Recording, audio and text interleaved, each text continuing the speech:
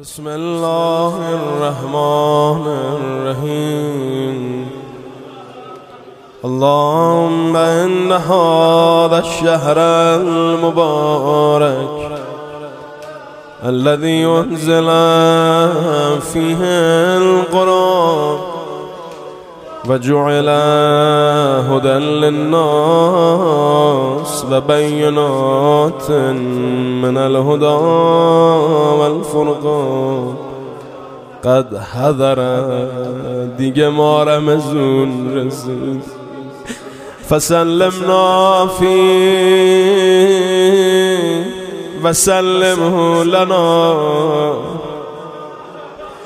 وتسلمه منا في يسر منك وعافية يا من أخذ القليل وشكر الكثير اقبل من اليسير این کم رو از من قبول کن. اللهم إني أسألك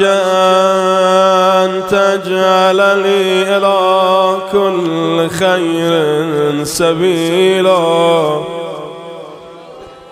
ومن كل ما لا تحب مانع يا أرحم الراحمين یا من افانی خدایی که منو بخشیدی و اما خلوت بهی من السیاد یا من لم یاخذنی بارتکاب المعاصی عفوک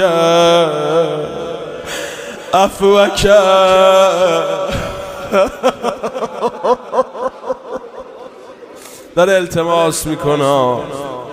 عفو میخوام بخشش میخوام عفوک